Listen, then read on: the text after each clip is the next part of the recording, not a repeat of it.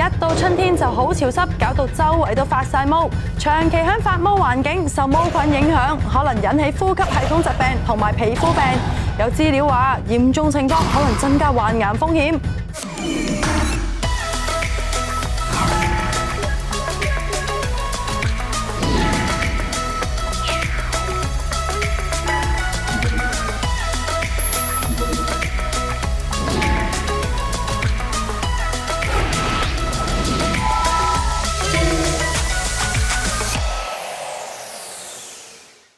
住春天咧就好容易潮濕，周圍咧都會容易發毛啊！你點樣保持家居乾爽咧？咁嘅問題你都要問我，梗係用抽濕機啦。保持家居乾爽清潔咧係啱嘅，因為咧呢啲咁嘅潮濕天氣咧就會令到容易有毛菌啦，會影響身體嘅，尤其是咧就係啲長者啦、小朋友啦、過敏人士啊。冇錯，所以我哋今日就討論潮濕發毛危害健康。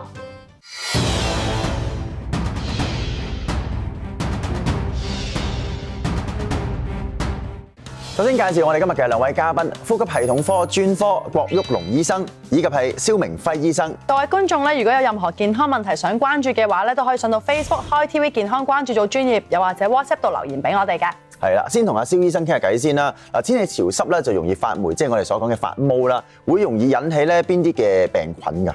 因為香港嘅天氣比較潮濕啦，可能就會容易令到啲霉菌滋生嘅，而霉菌咧就可以令到皮膚咧產生一個傳染嘅疾病啦，而通常咧都可以我哋稱為呢個皮膚真菌嘅毛病嚟嘅。咁皮膚真菌嘅毛病通常都係由皮膚癬菌去導致嘅，咁通常咧都會包括呢個毛癬菌啦、小孢子菌啦，同埋呢個表皮癬菌導致嘅咁嘅傳染嘅皮膚病咯。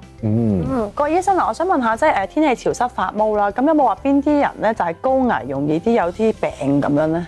其實香港天氣潮濕多毛菌咧，大家都知道㗎啦。其實毛菌咧喺我哋嘅住嘅環境入邊咧，你唔好睇佢咧黑色或者綠色一笪笪黐喺埲牆度啦。當咧濕度上升、溫度上升咧，其實佢不停咁樣釋放一啲小嘅種子或者孢子出嚟嘅。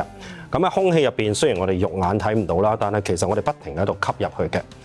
吸入去個下呼吸道咧，其實主要有兩種嘅唔同嘅疾病啦。第一咧就係氣管敏感、哮喘啊，會引發到一啲氣管敏感嘅人士咧，去直情變成哮喘發作都會嘅。第二更加嚴重咧，就變成下呼吸道嘅感染啦。孢子吸咗入去個肺部咧，直接開始生長，跟住變成感染。輕則咧可能係氣管炎、肺炎，嚴重嘅咧有啲叫做入侵性嘅肺炎嘅。即係咧嗰個毛菌咧，唔單止啦喺個肺嘅組織度生長啦，佢個感染咧食穿咗肺組織進入去個血管入邊添嘅，會除咗會痛啦，會咳血啦，甚至乎會令到一啲肺組織壞死。高危一族啊，年紀大啊，或者個免疫系統能力又降低嘅人士咧，個死亡率都相當之高嘅。我即係又有機會會勁過一啲即係可能係啲病毒性嘅肺嘅感染添㗎咯，係嘛？冇錯啦，嗱，我哋如果見到一啲嘅真菌類嘅肺部嘅感染咧，通常咧都唔係一啲肺部健康或者身體健康嘅病人嚟㗎啦，可能都係年長啦，又或者特別年幼啦，又或者有啲慢性嘅疾病，例如糖尿病啊，慢性嘅肺病，例如哮喘啊、慢阻肺病啊、支氣管擴張啊，又或者肺部結疤、肺纖等等咧，佢局部或者整體身體個抵抗力咧都比較差啲嘅。當毛菌咧進入咗個肺部咧，基本上咧好似擋佢唔住咁咧，不停喺度生長嘅。嗱，大部分咧治療咧都需要一啲比較重啲嘅抗毛菌嘅藥物啦。咁但係近年咧就因為咧好多例如農業國家啊，喺種植一啲農業嘅時候咧，用好多抗毛菌嘅啲藥物啊，令到環境入邊嘅毛菌咧開始咧對一般常用嘅藥物咧有啲嘅抗藥性，令到咧呢類型嘅病人咧個治療咧越嚟越困難嘅。之前有報道就話咧，英國有位2歲嘅男童咧，因為屋企就長期就發毛啦，咁就引起一啲嚴重嘅呼吸系統疾病而死亡。咁郭醫生其實點解會有咁嘅情況咧？嗱，其實咧我哋喺家居入邊咧，如果啦嚇喺春天比較潮濕，尤其是咧我諗如果喺香港啦嚇，你又開下冷氣，又熄下個冷氣咧。其實咧個牆壁上邊咧有好多可能肉眼睇唔到嗰啲小水珠咧，亦都助長到咧個霉菌咧或者毛菌咧生長得都幾多下嘅。如果我哋唔注重嗰個清潔，又或者誤察覺，例如喺啲家私同牆壁之間嗰啲空位啊，喺個浴室啊、廚房呢啲濕度比較高嗰啲地方，你又唔特別去清潔佢咧，空氣入邊嘅毛菌嗰啲孢子嘅濃度可以好高嘅。如果真係長期日日係咁吸嘅話咧，可以咧嗰個感染嗰個劑量，第一劑進入去個肺部嗰啲種子可能好多，佢一發出嚟咧可以一發不可收拾嘅。就以英國嗰2歲嘅小朋友嘅例子嚟講咧，佢仲要感染一種咧毒性比較高、致病率比較高嘅叫做霧黴菌添。嗱，治療亦都相當之困難，好多藥物咧亦都唔係咁有效嘅嚇。咁啊，如果呢一類型嘅入侵性嘅毛菌肺炎喺一啲免疫力受損、長期病患，又或者愛滋病啊、食緊類固醇啊、器官移植嘅病患者啊、食緊生物製劑等等咧，個死亡率可以去到90%嘅。係啦，蕭醫生啊，呢啲毛菌除咗會引致啲呼吸道嘅病之外咧，其實都會有機會引致到皮膚病喎，係咪啊？可唔可以同我哋講下？哦，好啊，其實毛菌咧其實係真菌嘅一種嚟嘅，咁可以咧通過毛菌所引起嘅皮膚病咧，其實大致可以分為2個類別啦，一啲係表層嘅感染啦，或者一啲係深部嘅感染。而喺呢2種之間咧，通常以皮膚表層嘅感染為居多嘅。咁通常咧，嗰啲患者咧都有唔同嘅病徵啦，包括係皮膚裏邊出現紅疹啦，或者痕癢啊、皮屑，嚴重嘅咧甚至會導致會有水泡啊、潰傷嘅情況發生嘅。通常我哋都見到啦，最通常嘅大家都聽過咧，香港腳同香港腳都係啲毛菌嘅滋生導致嘅。咁除此之外咧，其他皮膚嘅部分咧都會受到影響，包括可能會有頭皮啊、頭疹啊、出癬都有咁嘅情況嘅。而有啲醫學文據指示咧，有啲喺長期接觸毛菌嘅話咧，都會增加會有患癌症嘅機會咧，包括有腎癌啊、肝癌啊同埋食道癌嘅情況嘅。咁毛菌引起嘅皮膚病其實會唔會傳染嘅咧？其實毛菌咧會係一個傳染性嘅疾病嚟嘅，可以通過人同人同埋人同動物嘅接觸而傳染嘅。咁因為毛菌咧嘅生命力都比較強啦，同埋生長比較快啦，咁所以通常咧都好難去自己傳愈嘅。咁而透過咩媒介係可以傳染到咧？就係通常係接觸到患者嘅受感染嘅皮膚而傳到人同人之間嘅情況啦。咁或者要接觸到由動物受到感染嗰啲皮膚咧，都可以將嗰啲毛菌咧係傳染咗俾人類嘅身體嗰度嘅。嗱，頭先聽阿蕭醫生講嘅咧，就長期接觸啲毛菌咧，有機會入血，然之後咧增加咧我哋嘅唔同器官患癌嘅機會噶嘛。咁啊，又想問下啦，咁其實有啲乜嘢嘅我哋嘅器官咧，會比較容易受到啲毛菌嘅影響而感染到嘅咧？阿郭醫生，其實咧，啲毛菌除咗皮膚之外咧，最常咧進入身體咧，都會係我哋啲眼耳口鼻你都見得到啦嚇，要吸入去啦。同埋咧喺有黏膜嘅身體嘅地方，例如下身啊，又或者咧係口腔啊，都有時咧都會生長到一啲嘅毛菌嘅。食咗發毛嗰啲嘢係咪都會㗎？嗱，如果以進食嚟講咧，一般正常免疫能力嘅人士咧，都唔係咁容易會感染到毛菌嘅，因為我哋個胃酸本身咧已經將佢哋全部都殺晒㗎啦。明白。咁我哋休息一陣，轉頭翻嚟咧，繼續講下呢個潮濕毛菌引嚟嘅疾病啊。春天天氣潮濕，有唔少人都會皮膚病發作。喺中醫嘅角度，點樣治療皮膚病呢？陳醫師啊，點解咧喺春天咧特別多人咧有皮膚病發作啦？同埋邊類體質嘅人咧容易有皮膚病咧？香港春天咧比較潮濕嘅，大部分香港人咧10個基本上9個都係寒濕體質，中意食啲生冷凍嘢啊，脾胃入邊咧寒濕比較勁。咁一般嚟講咧，寒濕重嘅時候咧，再加埋外邊個春天咧濕氣重，即係話外濕同埋內濕咧會互相影響。咁互相影響嘅時候咧，你身體入面啲毒素咧就會谷咗喺個肌表，即係個皮下。咁你皮下啲毒素多嘅時候咧，佢就會刺激嗰個免疫功能，會令到啲毒咧進一步排翻出去。而呢一個動作咧，會令到個皮膚病咧會爆翻出嚟。咁其次咧，當你潮濕嘅時候咧，你皮膚屏障功能其實係下降嘅。皮膚屏障係保護個身體㗎嘛，保護啲外界啲菌，防止佢入嚟㗎嘛。而家皮膚屏障跌咗落去，咁你個皮膚咁咪進一步點樣啊？爆發咯，咁你個皮膚病咪出咗嚟咯。喺中醫角度咧，點樣治療皮膚病咧？喺中醫角度咧，唔同嘅皮膚病個治療其實係唔一樣嘅。譬如話你牛皮癬啦、濕疹啦、真菌感染啦、蕁麻疹啦、風爛嗰啲嘢咧，其實個症型都係唔一樣嘅，個病情都唔一樣，所以其實治療咧都係分開嘅。但有一點咧係相同嘅，係咩咧？就係首先排晒身體入邊啲毒素先，無論你啲寒濕又好、濕熱又好、淤血又好，總之身體入邊啲毒素，第一時間我哋中醫角度會排咗先，排晒啲毒之後，我哋再恢復翻佢自身個氣血功能啦、肝腎功能啦，促進翻個新陳代謝，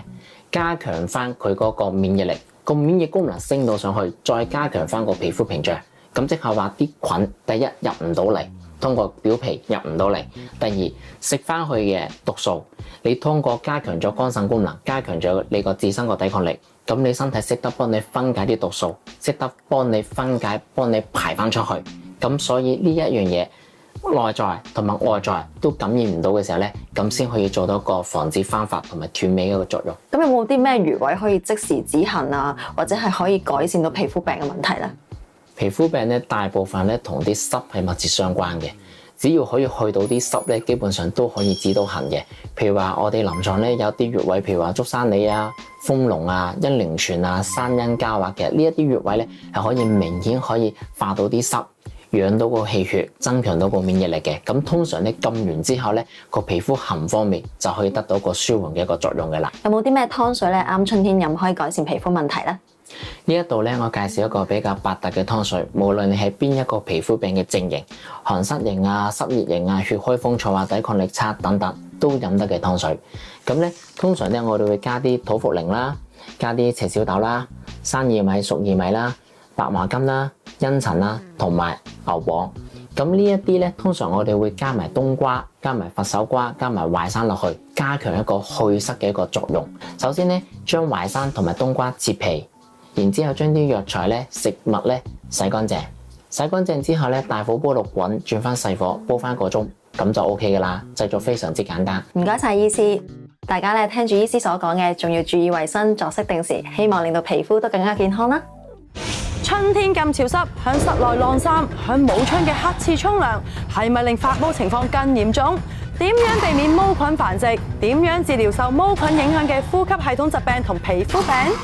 翻嚟我哋繼續傾下潮濕發毛危害健康。我哋嘅兩位嘉賓咧，繼續係有呼吸系統科專科郭旭龍醫生、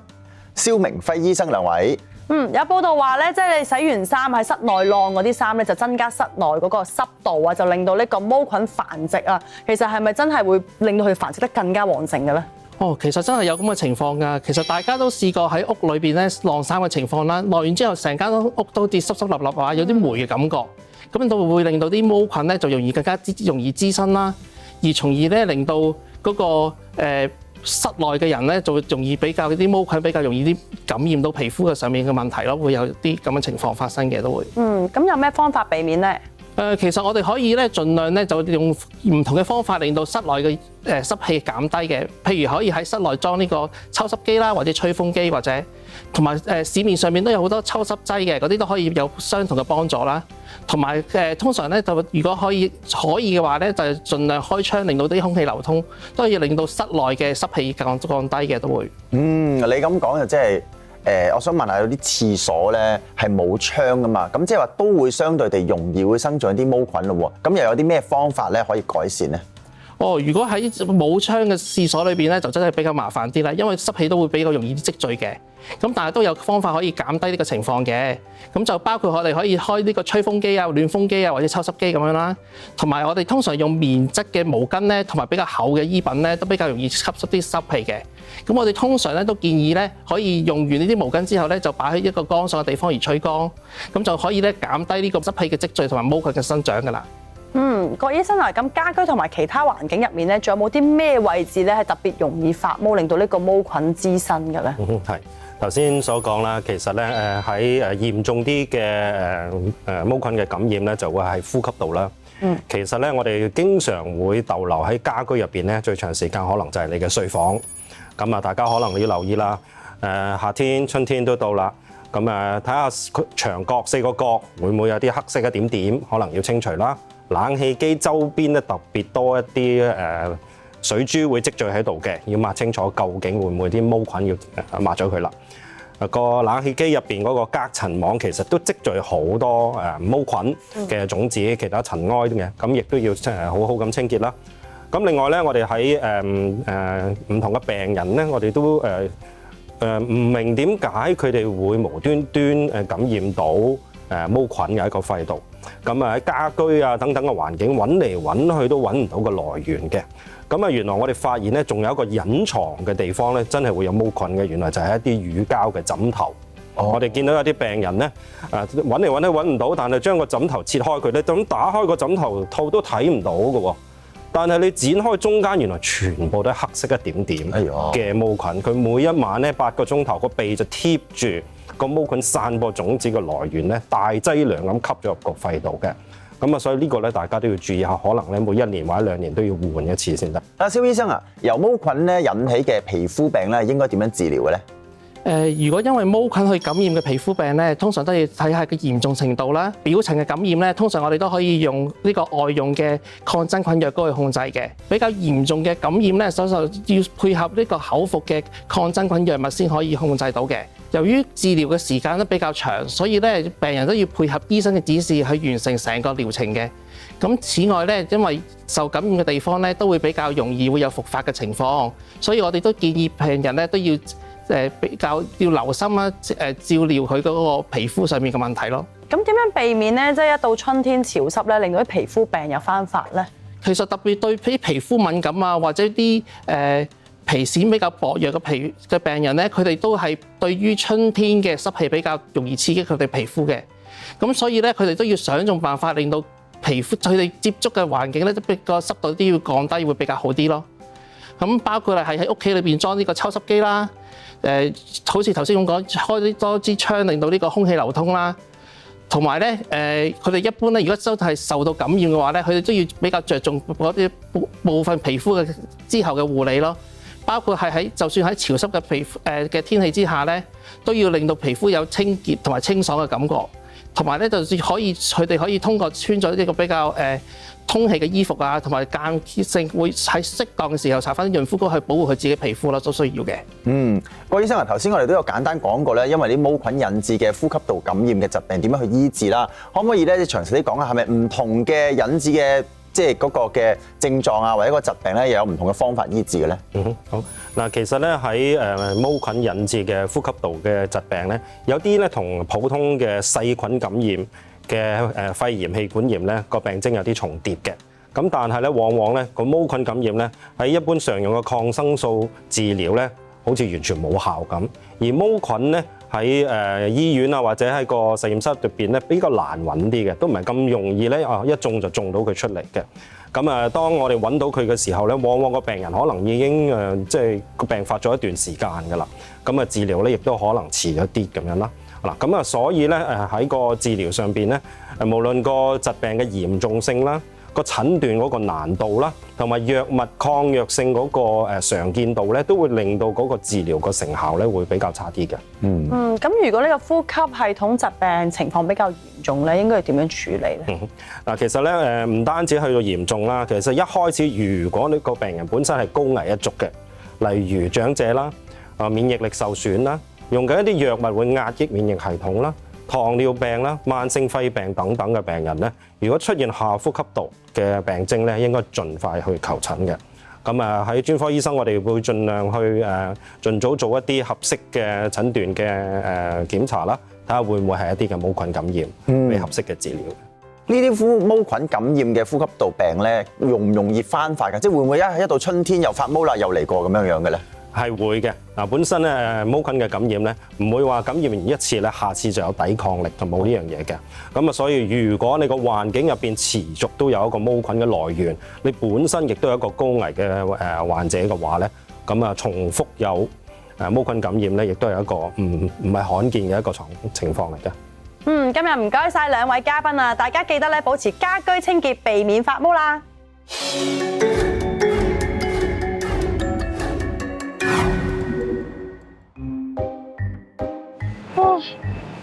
曬唔係喎，聽人講咧曬太陽咧對身體有益㗎喎，但係點曬先好咧？ Danny 醫師啊，係咪有啲咩特別嘅曬太陽方法咧，可以令到身體更加強壯㗎？有㗎 Vincy。嗱，其實咧，我哋身體有一條叫做足太陽膀胱經，就喺我哋個背脊嘅。咁呢條經絡咧有個特點就係佢有12個穴位咧，係可以通向我哋12條經絡。咁如果曬呢條經絡咧，就等於加強我哋12條經絡嘅陽氣㗎啦。咁呢條經絡咧所對應嘅時間就係下晝3至5點，即係申時。因為喺中醫角度咧，我哋每條經絡都有佢嘅所屬時間嘅，而膀胱經咧就係下晝3至5點，所以咧我哋揀3至5點曬呢條膀胱經，曬個背脊。大概曬半個鐘，咁又可以排污啦，同埋令到我哋12條經絡嘅陽氣提升噶啦。咁我哋女仔咧曬太陽咧真係好驚出雀斑啊！咁有冇咩方法除咗曬太陽之外，可以提升陽氣嘅咧？都可以㗎 Vincy， 因為講真都唔係日日有太陽啦，咁所以我哋可以照樣喺翻膀胱經開工嘅時間申時，即係下晝3點到5點，我哋用個電熱氈鋪喺個背脊度，即係嗰條膀胱經，咁啊敷幾耐咧？大概30分鐘，咁啊等於曬太陽可以提升我哋嗰10條經絡嘅陽氣㗎。好，明白晒。咁大家咧記得聽 Danny 醫師講啦，咁曬太陽咧就可以曬到啲太陽啦。如果唔曬太陽嘅，都可以用電熱氈㗎。